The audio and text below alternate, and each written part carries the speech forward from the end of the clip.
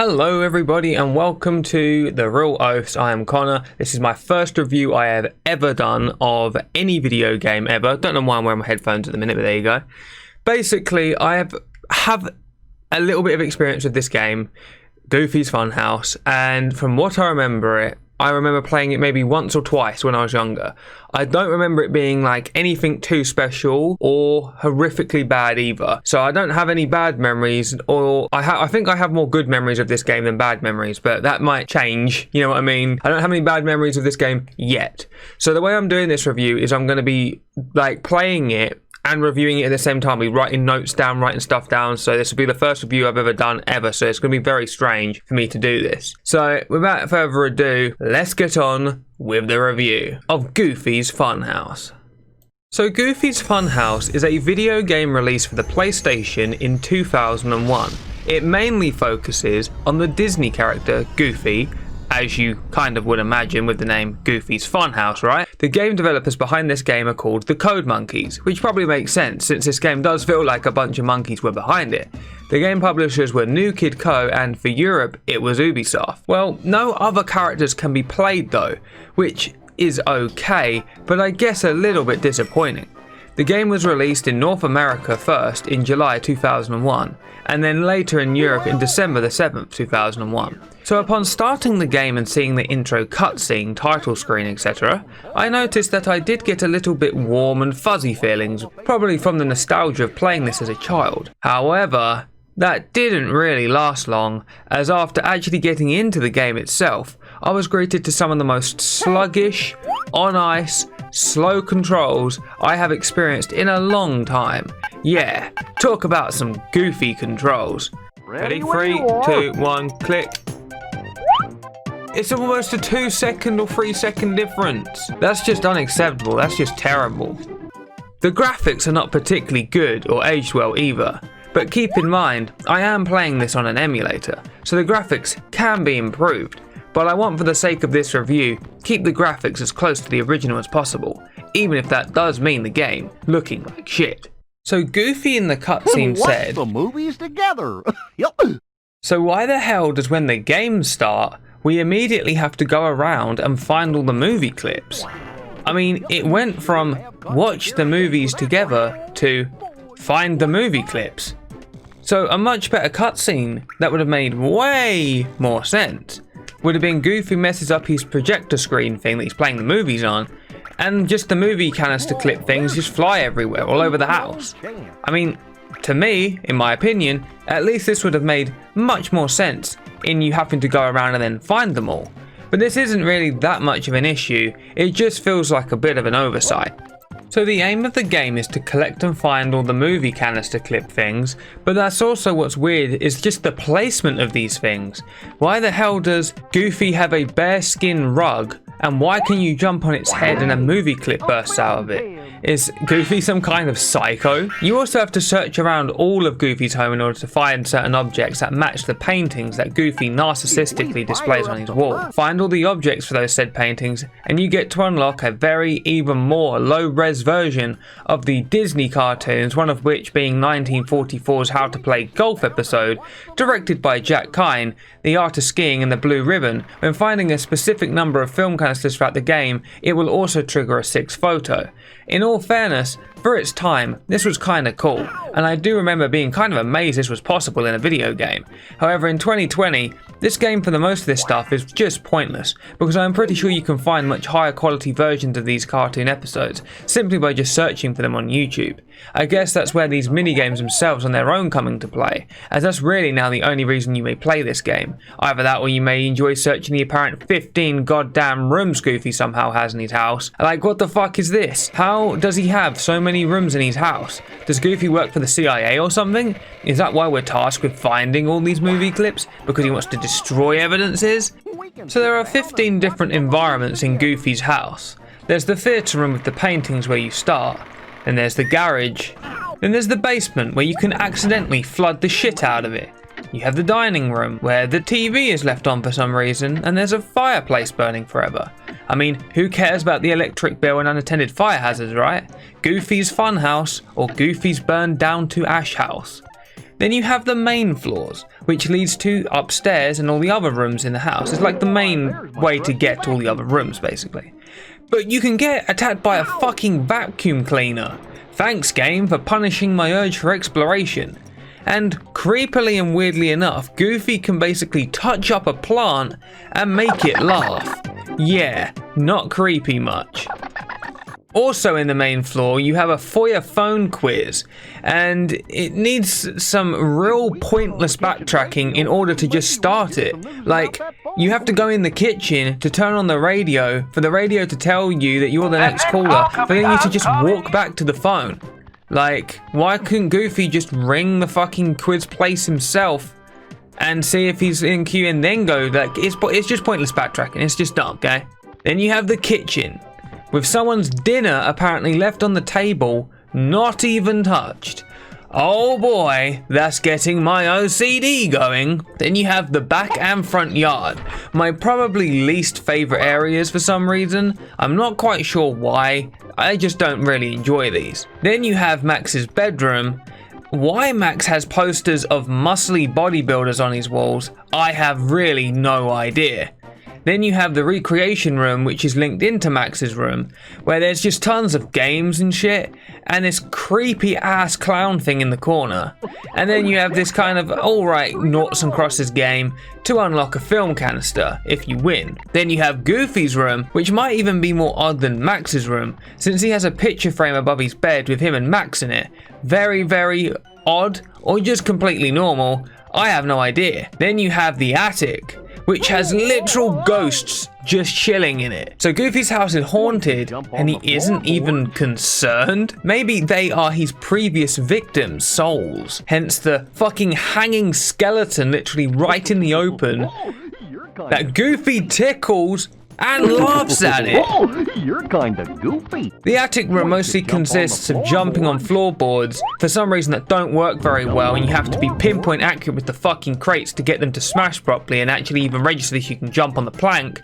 And the ghosts don't hurt you either, by the way, if you was worried. All of these environments have film canisters and objects you need to find in them to access the mini-games, which is the paintings on the wall later. And like I say, you need to collect all film canisters and everything possible in order to unlock the 6th painting. My favourite room of the entire house is probably the basement, and like I say, my least favourite areas was probably the gardens. For the most part, the game does a really good job in making you feel like you're genuinely playing as Goofy, and exploring what would be a decent and accurate representation of how you'd imagine Goofy's home looking, as there's all sorts of shit, as you've seen, that you can touch and mess up and do. But the game does help you at times by giving Goofy to speak in game about where such an object might be hidden. Oh, what's that he's wearing on his hand? Which I think is great, and it does help. Objects do glow and highlight themselves, letting you know the ones that you can interact with, which is yet another thing that definitely makes this game so much better. I don't even think this game would have been playable without it. The game is also kind of inventive with how you find things, such as when you flood the basement, it allows for some crates to float above the water so Goofy can jump on them, in order for him to be able to collect the fishing rod that's up on the shelf that you couldn't reach before. Seriously, is this what Goofy has to do every time he wants to go fishing when he can't reach the fishing rod? Once again though, this can be a tedious experience with shit controls and object pickup detection, but a nice little detail which I noticed was when Goofy walks over a puddle of water, his feet leave behind a trail of footprints of that water on the ground. That's nothing amazing of course, but it is a nice little detail nonetheless, and it's stuff that I do look for in games. The game is considered 100% completed when the player completes all the mini-games, finds all the picture cartoon specific items, and collects at least 50 film canisters, which apparently unlocks the final cartoon episode, but I really don't know if you would give a fuck to do all of this to unlock that. The soundtrack, now I don't have much to say here if I'm honest. The music is pretty good, as it feels very fitting for a Disney game and a Goofy game, but it will be mostly the only track you hear over and over and over.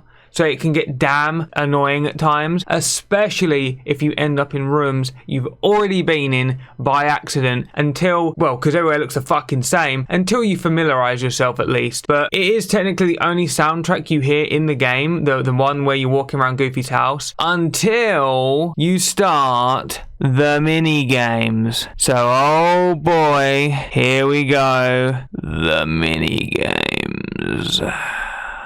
FYI, these are fucking terrible. So the first 5 additional sports themed minigames are Tug of War, which is an annoying button combo pressing at a right time mode. It is kind of easy, just not particularly very fun. But what's weird about this one is Goofy is trying to pull the sausages out of Bowser the Dog's mouth. Personally, I don't know why Goofy just doesn't let him have them. I mean, why would he want dog-drooled and bitten sausages? I have no idea. The next one is Beat the Clock, which is a Bowser Dog course. So yes, we're still running with the Bowser theme here. This worked pretty much perfectly for the most part in terms of controls for jumping. The only thing that ruined it was Goofy not shutting the fuck up through most of it. Constantly telling you shit that distracts you more than helps you, as you can hear here. Bowser!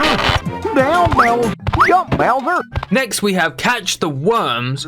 Basically, this just has Goofy stand around and you can move him, but only where he stands, for you to whack the shit out of some invading garden worms. Goofy, I guess, needs these for bait when he goes fishing. Pretty sadistic when you think about it. It's a little bit hard to judge where to hit exactly, or if you even have actually picked them up correctly. If it wasn't for the counter going up in the top left of the screen, half the time you feel like your hits are always just slightly off. You can't actually have fluid ease of the controls to aim exactly where you want, especially when your screen is flooded with a ton of burst holes coming out of the ground for no fucking reason whatsoever, making it even more hard to see where you're aiming or where the worms are. Luckily, you only need 10 of these worms for this crap to be over. The next one is Catch the Big Fish. So after catching all the worms for Goofy to murder, you use the worms to catch fish, which I am also guessing you murder for later too. Most likely only to end up being on a plate on a table in Goofy's kitchen, never to be eaten though, of course. Anyway, you have to wait for the fish to make a ripple on the water. You quickly cast your line and hope that one bites. But mostly this is so slow and tedious. It kinda reminds me of Toontown's fishing system, which is also made by Disney, but sometimes the fish appear close and then other time they are right at the faraway corners of the pond, which draws out the length of this minigame even more. There is no timer here, which I do appreciate. I hate being rushed, but sometimes the fish can get away, which is always fun, right? The worst part of this minigame is you need to find the Whopper, and you never know when that may be. It could be when you've caught 8, it could be when you've caught 10 or more, or less. I guess this is a real bitch for speedrunners. We did it! No, I fucking did it. Get the gym bag. More horrendous load times. So this mini game starts off with Goofy driving a car. Jesus fucking Christ. No. Just no. You only get 1 minute and 49 seconds to finish it, and there's signs constantly popping up on your screen telling you which direction it is you need to turn. It's not really needed, because you can see where you need to go if you use your fucking eyes. If you have to turn, the car makes the most horrible screeching sound effects noise, which makes you wish you was deaf, but I guess hitting mute here works fine. But I guess that's probably why they added the signs so you don't have to hear the bullshit. Goofy always says when you need to turn anyway. Right turn coming up! And in my opinion, they should have just either left it at the signs or just have Goofy say where to turn, or remove both of them, as they're both kind of unnecessary and kind of terrible. The car's speed feels a little on the slow side, but the controls are not unplayable. Like, it's not an unplayable feeling. Just be sure not to miss out on the film canisters while driving.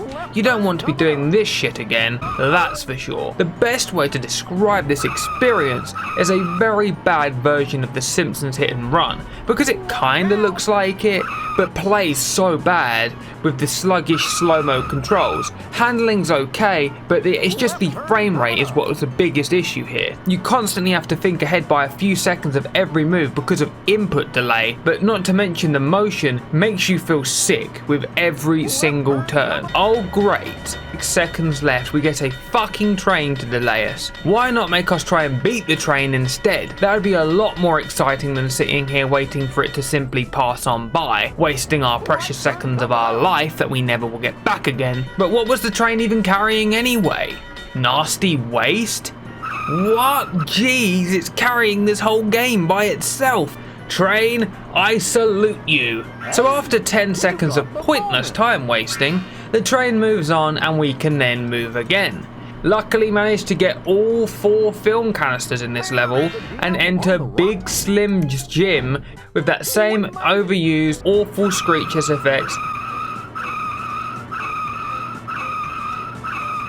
Thank God, it's over. But don't you think that it's a little bit weird how the gym is called Big Slim's gym? Isn't that kind of like counterproductive?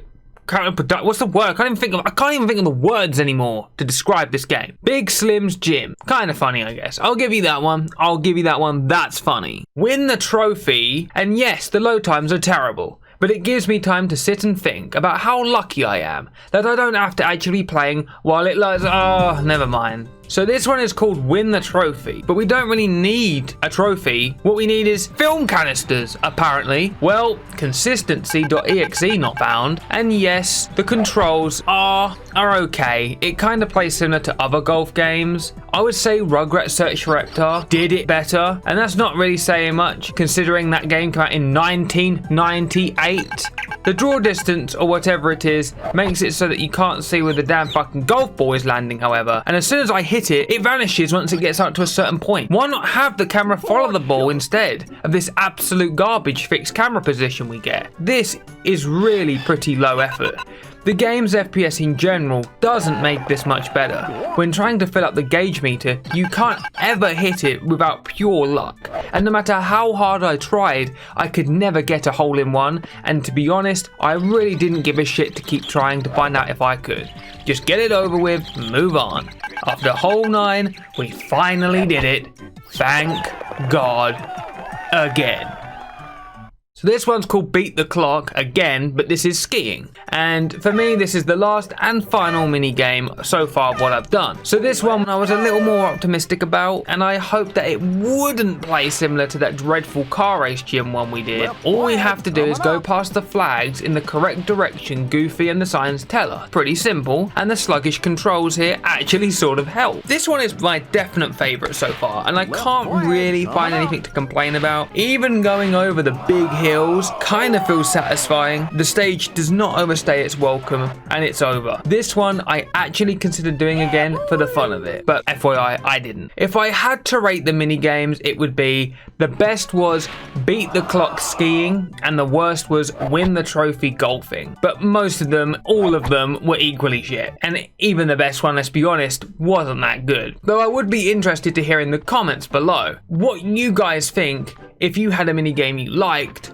or how you think they could have been improved in this game. Now, everything seems to be done in this game mostly via mini-games. One of them, which in my opinion could have been a mini-game, is when you pick up the 6 chicken eggs to unlock a film canister. This is not done the same as the other mini-games. Basically, it just didn't require any load screen to do it. But this could have been a decent mini-game if they'd, up the difficulty, more eggs you need to find. Or just be more creative with it in general. I think it's just another oversight in my opinion. Another example of this one does need a load screen when activated, is when Goofy tries to access his wardrobe, Pluto steals the key, runs down the stairs with it, into the gardens, which eventually leads to Goofy jumping on mole heads to find that key again. But once the key is rightfully recovered, we can take it back to the wardrobe and you can collect the golfing pants. Though as you can see here, the load times can be really bad in this game. This one actually took 22 seconds to finally load, which means on maybe a legit console, this was even worse because I'm playing this on an emulator. So this is my overall opinion now on the game. The graphics have not aged well, and using emulators does make it much better though, as you can crank up the graphics pretty high. Controls are painfully slow. They do not respond well to anything you do, as there is literally input delay on everything, and this sort of makes it unplayable in ways to enjoy. The only track you mostly hear in game is very repetitive. It's a decent track, but it's low effort. The rest I barely barely even noticed in the mini games because of how bad they all were. Goofy's house feels like just like how you would imagine. I would have preferred a little more craziness and stuff happening in the environments, maybe even like you tried to fix stuff so it feels like some kind of progression, I don't know. But the collecting in the game is rewarding if you explore, even if you do get attacked randomly for daring to do so. The mini games mostly all suck. Maybe they was good for their time, but they was the biggest painful experience for me in this. I would have much preferred to have just continued exploring till everything was found, or that the mini games were not done in the way they all mostly was done. I get it, they tried to copy the episodes, but for me at least, it just felt terrible. My favorite room in the house had to be the basement, because I simply just liked how you could flood it and then get the fishing rod. It was very clever. But I think my least favorite, I guess this is a nitpick, was just the garden areas. I felt like they could have done way much more there to explore. There should have been more playable characters in general, like why wasn't Max a character? Why wasn't he in the house at all?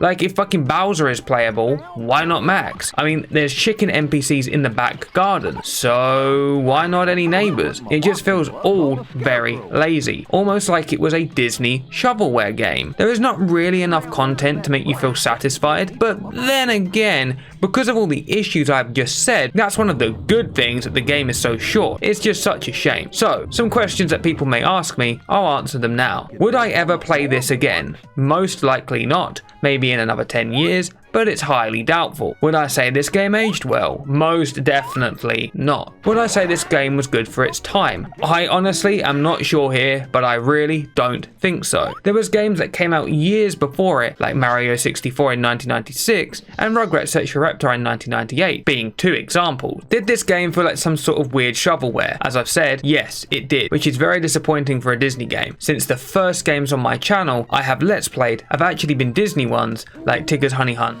Okay, all sick. Whoa. Already. Oh, he's teabagging.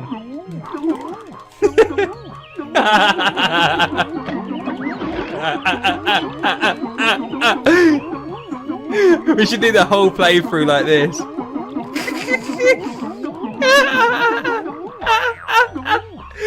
And Tarzan.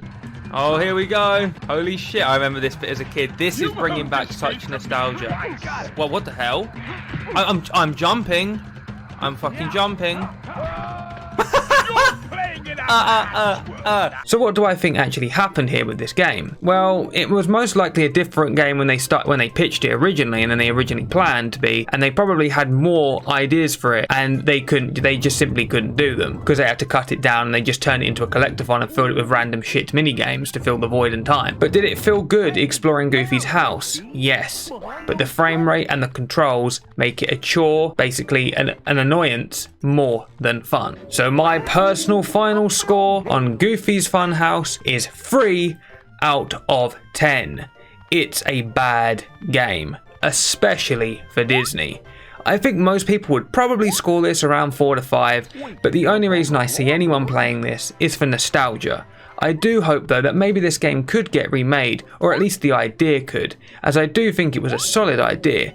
Maybe they could do Mickey, Donald, Goofy's house all in one game. So this has been an OAF review and I hope you enjoyed this video. But please consider subscribing and liking the video if you enjoyed the first review I have ever done. It was a bit of a new experience for me, I must admit, and I have enjoyed doing it even though I've been mostly filled with complete rage through the last 3 days of doing this video. If you'd like to see me do more, please let me know and I will consider doing it. Also, feel free in the comments to recommend me any games that you want me to let's play on the channel, and maybe I'll review them. I can't promise that for a definite, but if you send me a game, I'll most likely check it out, play it, but maybe not review it. It depends on how good or shit it is. Thank you guys once again for watching, and I'll see you in the next review.